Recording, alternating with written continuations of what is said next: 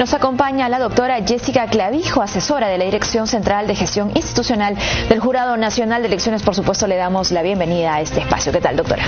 Muy bien, Mirta, muchas gracias por la invitación. También felicitarlos porque estoy viendo que ya la cobertura del JNTV pues está llegando a más lugares del país, y con mucho gusto también el poder compartir con todos quienes nos están acompañando el día de hoy todas aquellas propuestas que traerá el Código Electoral actualizado, que dicho sea de paso tiene medidas que van orientadas no solamente para el elector de Lima, sino justamente también para el elector, para el candidato, para el personero, organizaciones políticas justamente del interior del país, que tienen también una problemática y unas características especiales en su desarrollo y en el posicionamiento que tienen justamente en la vía democrática de su circunscripción. Eso es lo más importante, poder acercar la información justamente al elector peruano. Vamos a hablar sobre el Código Electoral, por supuesto, no es la primera vez que lo vamos a hacer, pero es que hay una novedad, y es que el Jurado Nacional de Elecciones se encuentra en este momento trabajando en un Código Electoral actualizado. Ojo, ¿qué significa actualizado? ¿Qué temas están variando? ¿Qué experiencias se están recogiendo frente al documento que ya se había presentado hace un par de años, me parece, al Congreso de la República? Así es, Mirta, como bien lo dices, ya el Jurado Nacional de Elecciones tiene varios años promoviendo que haya una reforma integral, sistematizada de la normativa. Debemos tener presente de que hay algunas contradicciones, hay algunos vacíos, muchas cosas por mejorar en la normativa electoral, y es por eso importante recalcar que el documento del Jurado Nacional de Elecciones busca también actualizar sus propuestas, porque a la luz de las elecciones del año 2018, en el que tuvimos elecciones subnacionales y que además tuvimos un referéndum nacional, era evidente que había aspectos que mejorar. Sin ir muy lejos, hay elecciones complementarias próximamente, y el cronograma electoral de esas elecciones no se encuentra actualizado. Inmediatamente se hizo la convocatoria a esta jornada electoral, el Jurado Nacional de Elecciones emitió justamente la normativa para reglamentar aspectos como el cierre del padrón, la inscripción de candidatos, porque recordemos que es un proceso que tiene un calendario mucho más breve y no está sintonizado con las normas que actualmente rigen los procesos electorales, en el cual el cronograma tiene 270 días. Entonces es necesario sistematizar en un código no solo las elecciones como presidenciales, regionales y municipales, sino también estas elecciones como son las complementarias. Y así como este tema que parece más bien técnico, hay algunos otros temas de fondo que también estamos analizando. Por la ejemplo, experiencia de este referéndum nacional, en el cual en algún momento todos entrábamos incluso en la discusión de quién convoca, quién plantea las preguntas. ¿Vamos a tener personeros o no vamos a tener personeros? Exacto. Son aspectos que ahora en el código están planteándose justamente para tener cubiertos todas estas actividades, no solo de elección de autoridades, sino consultas populares que se plantean a los ciudadanos. Obviamente también teníamos que analizar cómo íbamos mejorando en relación, por ejemplo, a la participación de los jóvenes, de las comunidades indígenas, nativas, cómo va mejorando la participación política de la mujer, y era necesario reforzar también la figura del acoso político. Exacto, veíamos un informe justamente. Así es, y hace algunos días tuvimos también una actividad aquí en el Jurado Nacional de Elecciones, en la cual nos acompañó una representante del Parlamento boliviano contándonos pues las experiencias que ellos tienen mucho más adelantadas en cuanto a la legislación de acoso político, y es por eso que también en el proyecto del Código Electoral se están planteando oportunidades de mejora, no solamente en el ámbito de la protección a las mujeres candidatas en campaña, sino también al interior de la organización política, planteando la figura, tratando de tipificarla adecuadamente, imponiendo sanciones, además creando un registro, porque veíamos estadísticas en las cuales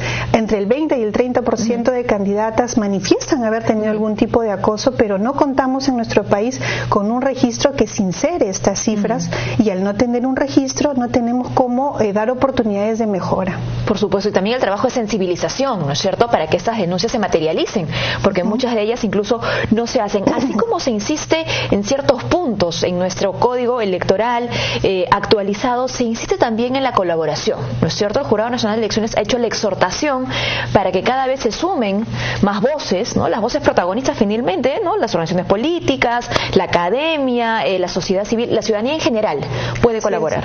Sí, justamente tenemos un correo electrónico, código Código Electoral 2019 @jne.gov.p. Ya se han recibido algunas propuestas. Hemos recibido también el valioso apoyo del Ministerio de Relaciones Exteriores, que nos ha hecho llegar algunas propuestas, porque claro, analizamos cómo se llevan los procesos electorales en el territorio nacional, pero es necesario también conocer que hay alrededor de 1 millón de peruanos en el extranjero que también van a las urnas cuando hay procesos nacionales y deben tener alternativas de mejora justamente en la instalación de las mesas de sufragio y ayudar también al personal consular que tenemos en las diferentes embajadas que hay a nivel mundial para que puedan desarrollar de mejor manera y de manera más adecuada su trabajo.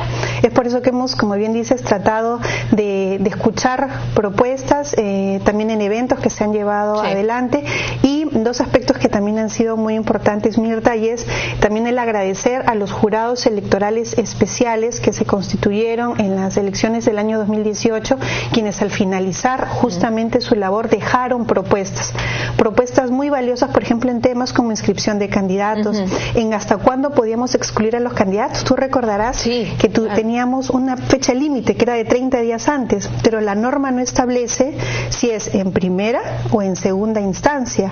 Un aspecto tan sensible que sea fundamental que muchas autoridades que fueron excluidas 30 días antes, al no tener una resolución firme, finalmente siguieran en carrera. Entonces, aspectos como esos que son aportes de los jurados electorales especiales y que también fueron vistos en su oportunidad cuando venía en una apelación en el Pleno, que se están recogiendo en este código actualizado, y también aportes que se recibieron de las diferentes unidades orgánicas, quienes en su trabajo del día a día pues nos han dado algunas iniciativas para poder nosotros plasmar y tener un documento que esperamos tenerlo en un mes, unos días más probablemente, ya siendo entregado al Congreso de la República, porque tenemos la confianza en que en este año que se van a dar un análisis integral de lo que será una reforma política, se tenga presente la reforma electoral y que podamos contar en nuestro país con un código electoral que creo que es el que urge justamente en nuestro sistema democrático. Vamos con eso que acaba de mencionar, doctor. Ha hablado usted sobre el momento de la reforma política, ¿no es cierto? Estamos todos los ciudadanos de este país esperando por esa reforma. Ya la comisión encabezada por el doctor Tuesta ha entregado el documento al Ejecutivo. El Ejecutivo lo va a remitir al Congreso. Bueno, el Congreso por su parte ha dicho que va a ser otro documento, ¿no? Esperemos no llenarnos de documentos y que finalmente se dé esta reforma. Esta reforma política va de la mano con planteamientos que tiene también o que tendría también el Código Electoral actualizado. Sí, yo creo que es innegable. Justamente haciendo una revisión de lo que es el planteamiento de la Comisión de Alto Nivel, hemos detectado más de una treintena de aspectos que coinciden justamente con las propuestas que tiene el Código Electoral del Jurado presentando en el año 2017. Aspectos como paridad y alternancia. Es un tema sensible en el cual también la Comisión coincide.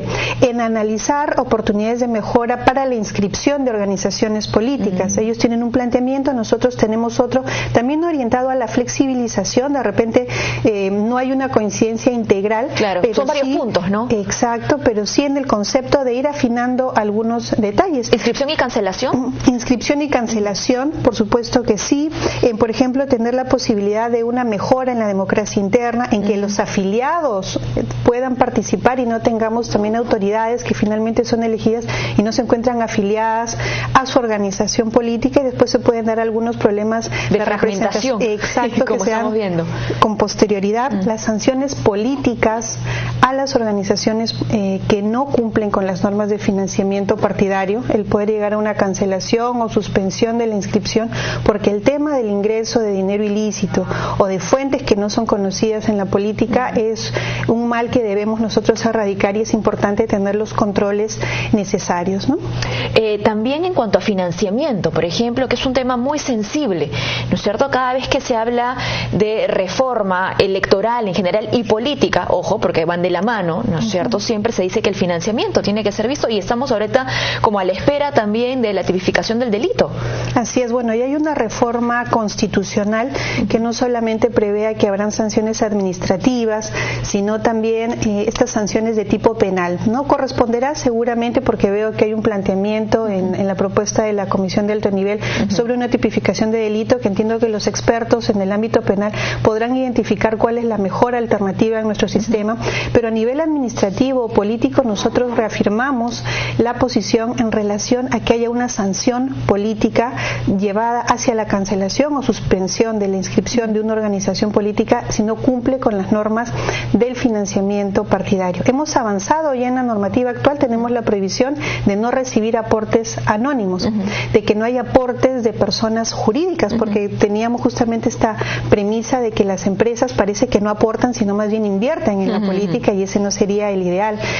Bueno, justamente hay algunos planteamientos que se han orientados a fortalecer las organizaciones. Hay otro aspecto en el que también coincidimos, y es en el de también ponerle atención a los movimientos regionales, en relación a que puedan haber alianzas entre movimientos, momentos en los cuales, más allá de participar conjuntamente en un proceso electoral, puedan llegar a ser partidos políticos, que si se juntan una cantidad determinada de movimientos regionales, que estableceremos las cifras exactas en el proyecto del Código Electoral, estas cifras, si cumplan con los requisitos establecidos, puedan elevar el ámbito de su participación, no solo al ámbito regional, sino nacional, convirtiéndose de movimientos regionales a partidos nacionales, ¿no? Entonces, hay muchas coincidencias, como tú bien dices, esperemos no llegar al punto en el que tengamos muchos documentos, y si es así, que todos estos documentos podamos rescatar los puntos en los cuales hay consensos y podamos llegar... Y avanzar a partir de ello, ¿no? Así es, avanzar a partir de ello y llegar rápidamente a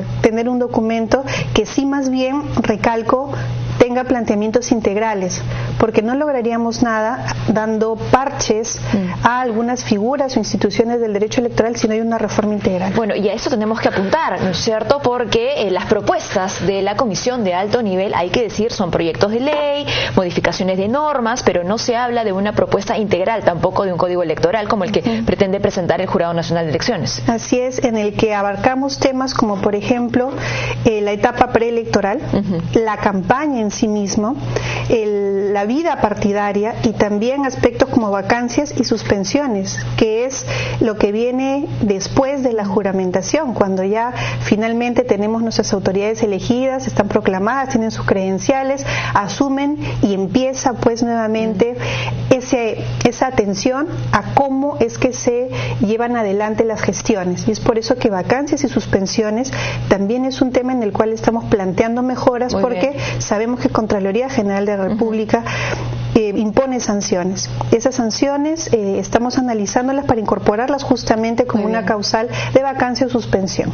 Así como han habido avances, ¿no es cierto?, luego de presentado el proyecto del Código Electoral en lo que tiene que ver con la normativa electoral, han habido también retrocesos, ¿no? Recordemos modificaciones que se han hecho en el 2017, a inicios del 2018, por poner algún ejemplo, ¿no? El reporte de gastos durante campaña. Se va a insistir también en ciertos aspectos que fueron modificados, que no debieron ser modificados. Sí, por ejemplo, en este aspecto sensible, que haya reportes durante la campaña, que haya una responsabilidad de la organización política frente a los gastos de campaña, porque ahora tenemos más bien una figura que se ha introducido en la cual el candidato o un responsable de campaña es el que presenta la información a la OMPE, y además tenemos esta otra figura en la cual el tiempo que tenía la OMPE para realizar este trabajo ha sido reducido drásticamente. Entonces, yo creo que esto tendría que verse en conjunto y analizar quién tiene la responsabilidad de presentar esta información, que es el tesorero de la organización política, que los candidatos no pueden recibir de manera individual los aportes sin conocimiento del tesorero de la organización, como era la figura que estaba establecida ya en la Ley de Organizaciones Políticas, y ampliar el plazo para que la OMPE pueda revisar esta documentación, porque en elecciones generales es a nivel de partidos políticos, pero en elecciones regionales y municipales, con alrededor de 200 movimientos regionales participando, es necesario sincerar los plazos para hacer esta verificación. ¿Cuánta voluntad se necesita por parte del legislativo para que en la práctica podamos tener un código electoral? Bueno, en definitiva hay que lograr consensos, pero yo creo que es un buen punto de inicio tener presente que nos encontramos hacia las elecciones del Bicentenario, que tenemos ya una norma vigente que establece que no puede haber modificaciones un año antes de las elecciones y que realmente este año, con los documentos que se presenten, con la oportunidad de debate que pueda haber en el Congreso de la República, avancemos hacia lograr un código electoral que puede ser perfectible, pero ya el lograr tener un documento que sistematice la normativa electoral es un avance y poder identificar temas sensibles como financiamiento partidario, democracia interna, fortalecimiento de partidos políticos y también que la justicia electoral se fortalezca. Nosotros apostamos también por contar con jurados electorales descentralizados permanentes porque es necesario también profesionalizar lo que es la justicia electoral. Por supuesto. Finalmente, doctora, ¿es aún pertinente hacer una invitación para que puedan sumarse organizaciones políticas, la academia, como dijimos, la sociedad civil, con sus aportes a lo que va a ser el código? Por supuesto que sí, todavía estamos en esta semana recibiendo aportes porque ya nos encontramos próximos a todo el planteamiento, presentarlo al Pleno del Jurado Nacional de Elecciones, porque este documento técnico es elevado a la alta dirección, que es el Pleno del Jurado Nacional de Elecciones, el cual lo evalúa, debate y además lo aprueba para finalmente presentarlo al Congreso de la República. En ese sentido, el correo electrónico código electoral 2019@jn.gov.p está llano para poder recibir todos sus aportes o presentarlos a la sede del Jurado Nacional de Elecciones esta semana para poder consolidar las propuestas y bueno, también alcanzar de manera pronta, en el plazo más breve, este documento al Congreso de la República para poder contribuir justamente al debate de lo que serán las reformas electorales. Muy bien, muchísimas gracias, doctora, por habernos acompañado. Hemos conversado con la doctora Jessica Clavijo.